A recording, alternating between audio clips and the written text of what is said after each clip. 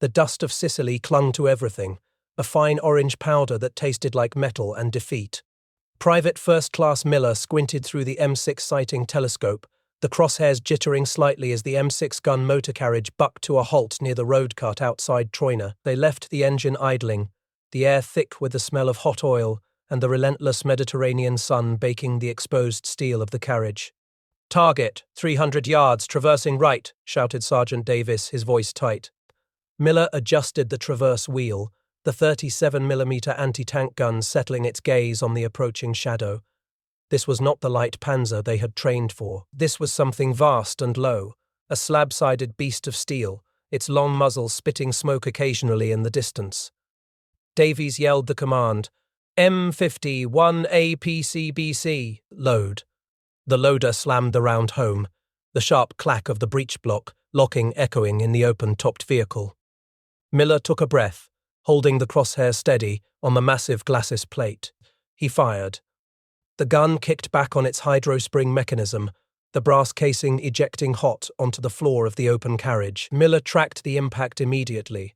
The sound was sharp, high velocity, but immediately followed by a profound, sickeningly hollow thud. It was the sound of kinetic energy being absorbed by inches of hardened steel. Not defeated, the German tank did not even slow. Davies cursed, wiping sweat and dust from his eyes. "Again," he ordered. "Aim low, the hull side." They fired 3 more rounds in rapid succession, the air momentarily filled with the searing smell of cordite. Thack, thwack thud, thwack thud, thwack thud. On the 4th hit, Miller saw a shower of bright sparks bloom on the sloping armor, followed by the distinct sight of the round ricocheting away, a broken, useless piece of metal. The tank was now 200 yards away, traversing its main gun. The realization hit the crew like a physical blow. The 37mm, the weapon they had been told was the vanguard of anti-tank warfare, was utterly useless against this new reality. They were sitting in an open-topped coffin, armed with a pea-shooter. The German tank traversed its main gun, the sound of its machinery a low mechanical growl of impending doom. For the crew of the M6 gun motor carriage, their impending obsolescence was a matter of seconds, but the roots of this failure, this fatal inadequacy, had been planted not in the foundries of Nazi Germany, but in the quiet, constrained meeting rooms of late 19th century Europe. In 1890, the diplomats gathering in The Hague had decreed that explosive projectiles weighing less than 400 grams were forbidden in warfare. This seemingly arbitrary limit inadvertently set the stage for the dominance of the 37mm caliber 15 meg. It was a size that could reliably fire a non-explosive kinetic round, or a small, legal, high-explosive shell, making it a versatile light field piece. Decades later, as the tank emerged from the trenches, the U.S. Ordnance Department found itself dangerously behind. They possessed no modern, dedicated, towed anti-tank weapon. They looked across the Atlantic, where the efficacy of small, high-velocity guns was already proven. The German anti-tank gun was a model of efficiency, and the Swedish Bofors 37mm gun, firing its rounds at a blistering 2,723 feet per second, could punch through 1.57 inches of armor at 328 yards, more than enough to defeat the light tanks of the early 1930s. The Spanish Civil War became the proving ground. Battlefield data demonstrated conclusively that the 37mm was lethal against the thin-skinned light armor of the era. The message was clear. Mobility and high velocity trumped mass. Spurred by this data, and recognizing the critical void in their arsenal, the US adopted its own version, the M3, in late 1938, with production ramping up in 1940. It was hailed as the critical solution, the first dedicated towed anti-tank gun of the American military. But military technology does not stand still. By the time the M3 gun was deployed in force, the war had already moved on. The light tanks it was designed to kill were being replaced by heavy German and Soviet armor, slabs of steel that laughed at its kinetic energy. This set up the disastrous reckoning that Private First Class Miller and his crew were experiencing, 3 years later, under the brutal Sicilian sun. The gun that was born from an agreement to limit high explosives was now being utterly defeated by the explosive growth of armor. The air in the Frankfurt Arsenal laboratory was thick with the sterile scent of machined steel and volatile chemicals. This was the crucible where kinetic energy was forged, and where the engineers fought the physics of failure. Dr. Roth leaned close to the firing chamber. The pressure travel curve etched onto the recording drum before him. The goal was simple: push the projectile faster, harder, without blowing the barrel apart. The calculations were merciless. The gun tube, steel, designed to survive relentless stress, had a yield strength of 95,000 pounds per square inch, but the propellant, the mixture that generated the necessary velocity, spiked dangerously close to that threshold. They were aiming for a peak burning pressure of 36,000 psi, a careful balance that left only a narrow margin for error. Roth remembered the early days of testing the M51 armor-piercing capped round, when the black powder propellant had been a nightmare. The flash was blinding, instantly betraying the gun position, and the hot residue inside the breech made immediate reloading a terrifying gamble. Now they were shifting to the newly developed FNH powder, a mixture laced with stabilizing agents like diphenylamine and dibutyl phthalate. A cooling agent, this required meticulous tuning to ensure that 42% of the total energy was not simply wasted as heat and muzzle gas, and that enough remained to propel the 1.5-pound slug toward the target. "Set the charge," Roth ordered. His voice clipped. The technician loaded the cartridge. The hope lay in the specialized APC-BC design, which added a streamlined aerodynamic cap over the hardened steel penetrator. The cap was meant to prevent the projectile from shattering on impact with sloped armor, attenuating the force and allowing the main body to bite. If they could get the M51 round to consistently exit the muzzle at 2,800 feet per second, it could punch through 2.4 inches of homogeneous steel at 30 degrees. It was a marginal victory, but in the early days of the war, every millimeter of penetration mattered. The test fire was loud but clean, lacking the massive telltale plume of smoke. Roth examined the pressure trace. The tangential stress in the tube had peaked at 58,700 psi safe, but far from comfortable. They had succeeded in optimizing the projectile's rotation and minimizing gas leakage, thanks to the precise rifling, 12 grooves twisting one turn in 36 inches. But the engineers knew they were fighting a losing battle against the laws of physics. They were asking a 37mm projectile, constrained by its mass and diameter, to perform the work of a much larger weapon. As the M3 gun moved from the laboratory to the production line in 1940, the focus shifted immediately to getting it mobile. The gun, weighing a manageable 912 pounds on its M4 carriage, was designed to be towed by a jeep or a truck. But doctrine demanded self-propelled anti-tank fire. The quest for speed led to a chaotic frenzy of field adaptations. The T2 gun motor carriage, tested at Aberdeen Proving Grounds in early 1942, was the epitome of this desperation. Engineers had taken the M3 gun and mounted it directly onto the chassis of a tiny Bantam BRC-40 Jeep. It was small, low profile, and theoretically fast. Sergeant Hayes wiped the sweat from his brow, his hands gripping the controls of the experimental mount. The driver, Private Johnson, had positioned the little vehicle for the firing test. The target, a derelict tank hull simulating early German light armor. "Ready!" Hayes yelled. The order to fire came down the line, and Hayes squeezed the trigger. The resulting blast was not just loud, it was violently physical. The hydrospring recoil mechanism was designed for a 20-inch stroke, but the 900-pound weapon exerted a massive force on the tiny chassis. The Bantam Jeep did not just rock, it violently jumped. The two front tires lifted completely off the ground, hanging uselessly in the air for a fraction of a second before the vehicle slammed back down. It bounced and vibrated violently as dust immediately billowed up, obscuring the target and choking the crew. "Gunner, reacquire," the lieutenant shouted, his voice muffled by the dust cloud.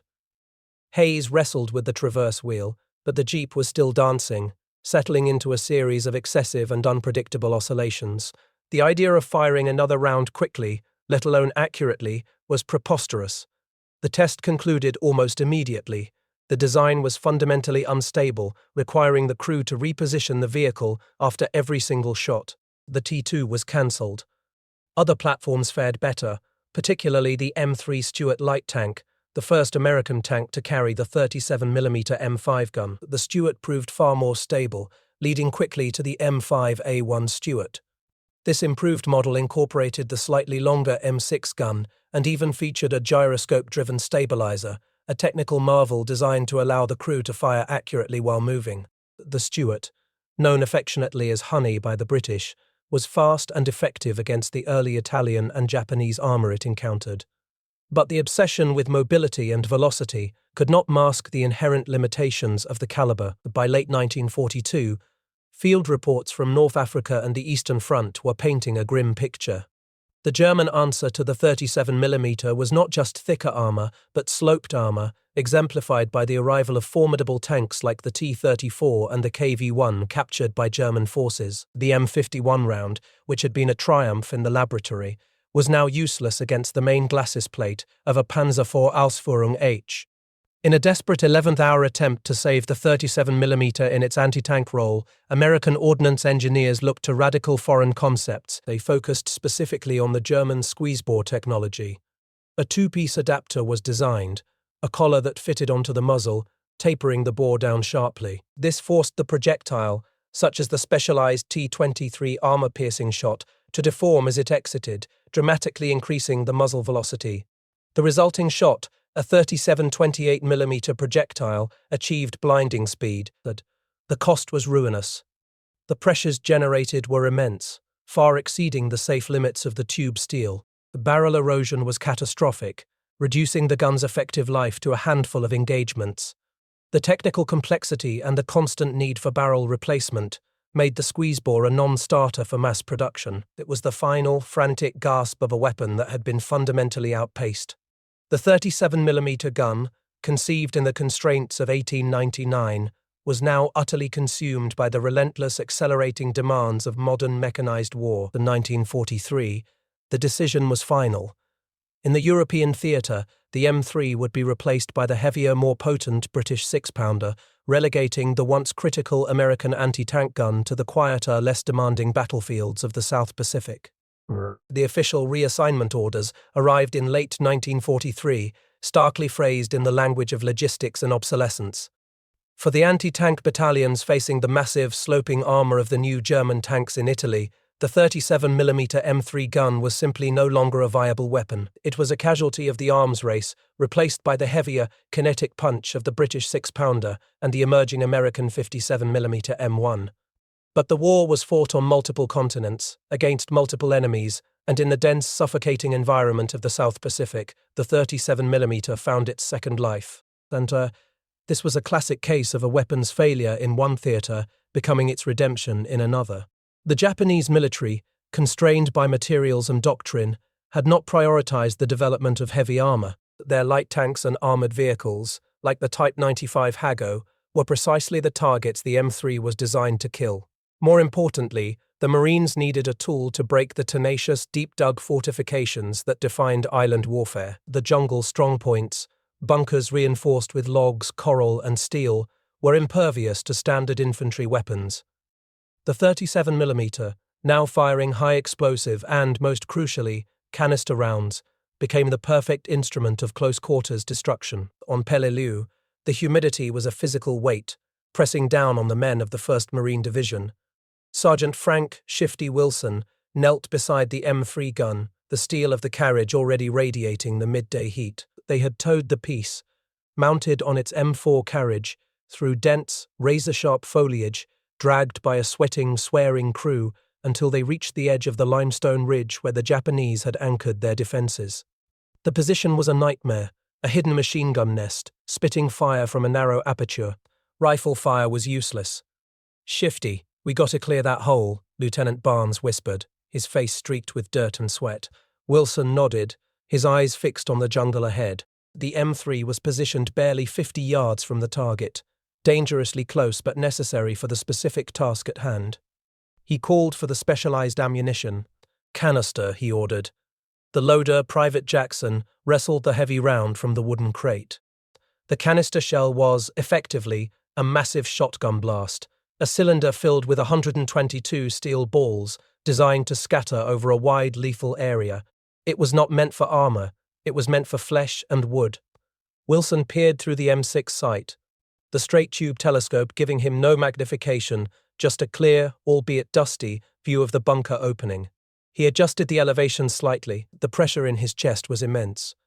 Firing a gun this big at such close range meant exposing the entire crew to immediate counterfire. but this was the only way to silence the position. "Ready," Jackson confirmed, slapping the breech shut. Wilson squeezed the firing lever. The blast was deafening, a massive concussion that shook the ground and sent a wave of hot gas rolling back over the crew. Unlike the focused, high-velocity thwack of the armor-piercing round, the canister round delivered a tearing, ripping sound. This was the sound of 122 steel projectiles exiting the muzzle at high velocity and instantly fanning out. The effect was instantaneous and horrific. The aperture of the bunker seemed to explode inward in a cloud of dust and splintered wood. The machine gun fire, which had been a constant, lethal pulse, simply ceased. The jungle went silent, save for the ringing in Wilson's ears and the heavy metallic smell of the spent propellant. The Marines surged forward, confirming the kill. The 37mm, useless against a Panther tank, was the perfect bunker buster and anti-personnel weapon, delivering the precise, devastating punch needed to crack the toughest Japanese strongpoints. Its lightweight mobile design, with a total carriage weight of 912 pounds, made it ideal for the difficult terrain where heavier artillery could never be towed. The gun's versatility, however, extended far beyond the muddy trails of the Pacific Islands. It was a weapon system that transcended its initial anti-tank designation, finding its most dramatic and unique applications in the air and on the water, in the frigid altitudes over the Aleutians, and later in the steamy skies of New Guinea. The P-39 Airacobra fighter plane carried the M4 automatic cannon version of the 37mm gun. This was a radical design choice, mounting the heavy cannon directly through the hollow propeller spinner, allowing the pilot to aim the massive weapon along the aircraft's exact centerline. Lieutenant Jake Peterson loved the deep thump of the M4. It sounded more serious than the sharp chatter of the 50-caliber machine guns mounted in the wings. The Tay was flying a patrol over a Japanese supply convoy near Rabaul, chasing a pair of lightly armored cargo ships. Peterson lined up the lead ship for his approach. The challenge with the 37mm in the air was its relatively low muzzle velocity, around 2,000 feet per second. At long range, the projectile dropped significantly, requiring the pilot to consciously aim high to compensate for the parabolic arc. Aim high, he reminded himself, pushing the stick forward slightly. He opened fire, the plane shuddering violently under the recoil. The automatic cannon, fed by its 30-round endless belt magazine, spat out heavy 1.5-pound high-explosive shells. He watched the tracers, the brief illuminated path of the rounds arcing toward the target, and the hit. The effect was unlike anything a standard 50 caliber could achieve. The high-explosive shells, designed to detonate on impact, ripped gaping holes in the hull and superstructure of the cargo ship. The 37mm was a devastating tool against soft targets, providing the equivalent of light artillery fire from a fighter plane. Though its low velocity made dogfighting difficult, against bombers, ground positions and naval targets, it delivered a terminal punch that justified the P-39's unorthodox design. But perhaps the most telling example of the gun's adaptability was found not in the air, but skimming across the dark, volatile waters of the Solomon Islands. By mid-1942, patrol torpedo boats, the famous Mosquito Fleet, were struggling to counter the constant nocturnal movement of Japanese supply barges. The PT boats' primary weapons were torpedoes, which were useless against small, lightly armored barges, and their existing machine guns lacked the necessary stopping power. Necessity, born of combat desperation, became the mother of invention. On Guadalcanal, resourceful PT boat crews, working with naval ordnance experts, began cannibalizing the automatic M4 37mm guns recovered from wrecked P-39 Airacobras. The crew of PT-109 worked in the oppressive heat, welding custom mounts onto the foredeck. They stripped the complex solenoid firing system, replacing it with a simple, field-expedient hand grip and trigger mechanism. They didn't bother with sophisticated gun sights. They relied entirely on tracer ammunition. On a moonless night off the coast of New Georgia, PT-109 located a cluster of 4 Japanese landing barges attempting to ferry supplies ashore. The PT boat captain gave the order to engage. Seaman First Class Harris, manning the jury-rigged 37mm cannon, braced himself against the deck. The boat was pitching slightly, the cold spray hitting his face. He sighted along the barrel, aiming for the center of the lead barge, and fired. The sound was a sharp, rapid thump, thump, thump, the automatic action cycling cleanly and violently.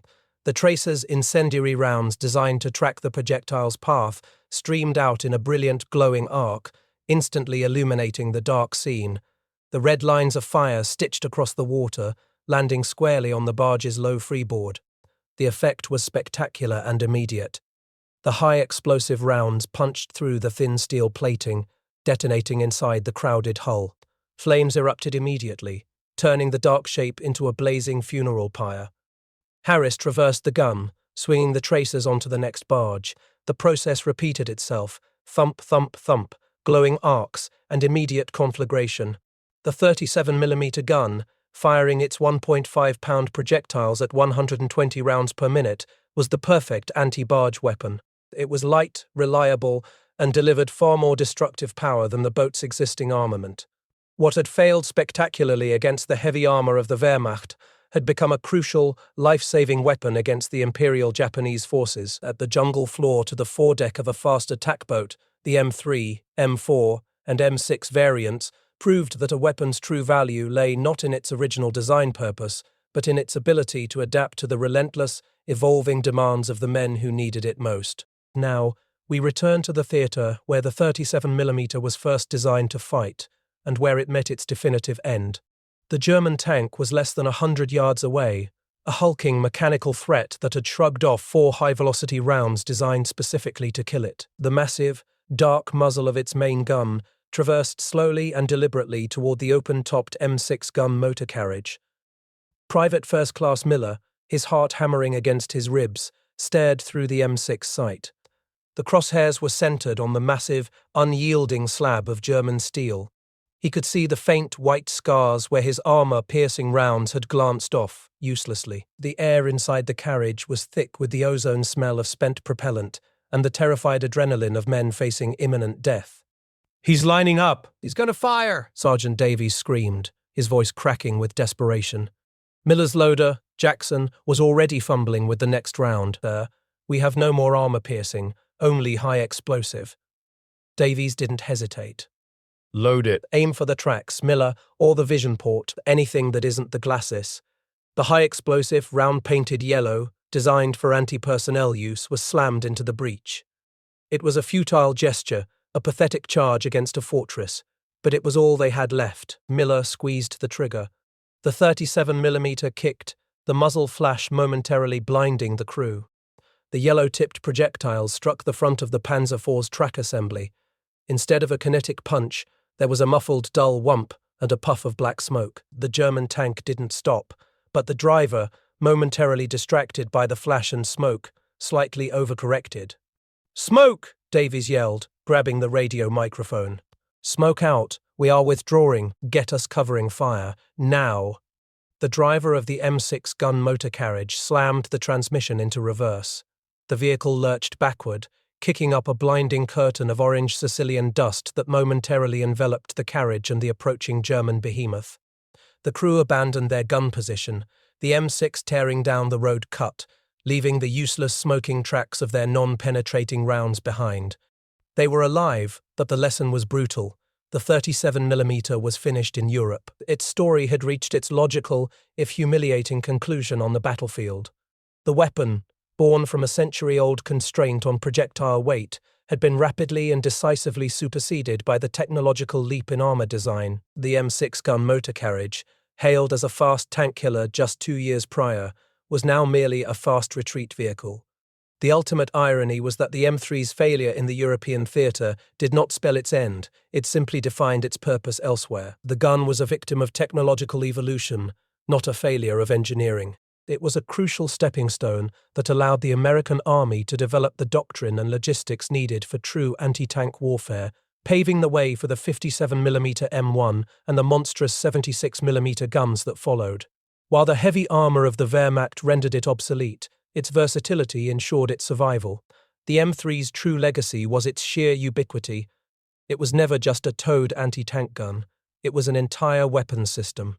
It served as the main armament for the Stuart light tanks, the M3 and the M5 variants.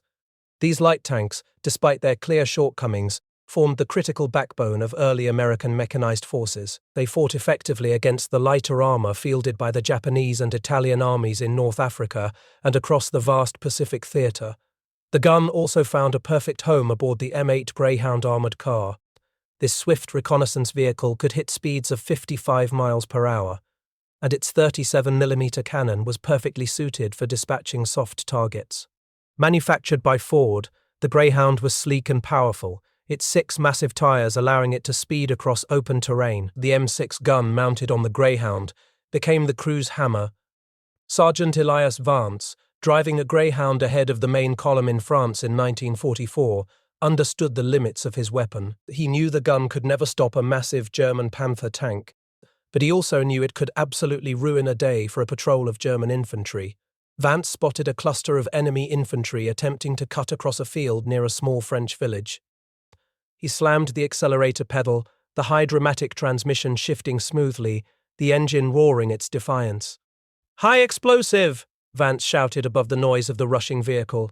The gunner spun the turret, traversing the M6 gun quickly onto the target. Boom! Boom! The he-shells detonated in the soft earth near the patrol. Shrapnel sprayed the area, and the German patrol instantly dissolved in chaos. The gun's ability to deliver a swift, devastating anti-personnel punch, combined with the Greyhound's sheer speed, made the vehicle indispensable. It proved its worth long after the original towed anti-tank gun version had been relegated to storage dumps. But there was one final defining theater for the 37mm gun: the jungle. Reassigned entirely to the South Pacific, the M3 became the United States Marines' indispensable weapon against deeply dug-in Japanese fortifications. The brutal constraints of jungle warfare, the need for light, man-packable equipment and the unforgiving close-quarters nature of the fighting perfectly suited. On Iwo Jima, the fighting was a brutal inch-by-inch grind against layers of caves and reinforced concrete. Japanese armor, like the lightly protected Type 94 tank, was easily dispatched by the armor-piercing rounds. But the true enemy was the fortified strongpoint, the bunker that refused to die. Corporal Benicio "Benny" Ramos dragged the trail of the gun carriage through the choking volcanic sand, the effort burning deep into his lungs. He positioned the anti-tank gun directly against a cave mouth, only a few yards away, its muzzle almost touching the rock face. They had thrown everything else at the position flamethrowers, powerful demolitions, but the Japanese soldiers inside were still resisting. "Canister, Benny," the lieutenant yelled over the din. Ramos loaded the steel ball-filled canister round, the heavy cartridge sliding cleanly home. The muzzle of the 37mm weapon was now pointed directly at the opening, transforming the gun into a lethal wide-bore shotgun. Ramos fired the weapon. The blast was concussive, the sound trapped and amplified by the cave mouth itself. Instead of punching a clean hole, the entire entrance disintegrated in a spraying cloud of rock fragments and high-velocity steel balls. The impact of the scattershot sheared away the wooden supports and scoured the interior of the cave. The resistance inside ceased instantly. The 37mm gun, born from the polite constraints of the 1899 Hague Convention, had ultimately found its bloody destiny in the brutal, unconstrained realities of the Pacific. It proved that a weapon's usefulness was entirely relative to its assigned target. The very gun that failed spectacularly to dent a German Panzer was often the only thing capable of clearing a Japanese bunker. Its legacy was not one of overwhelming power, but of relentless adaptability. It stands as a symbol of the desperate, iterative process of military development during wartime. It was the crucial foundation upon which all modern American anti-tank doctrine was eventually built. The M3 was a necessary, though quickly outmoded step in the relentless technological arms race of the Second World War. It ensured that the United States entered the conflict with a dedicated anti-tank capability, however brief that capability proved to be in Europe. The 37mm gun was never the ultimate answer, but it was, crucially, the vital first word. If you value these historical accounts, please subscribe to the channel and like this video. It helps us preserve these stories. And please, share your own memories or thoughts in the comments below.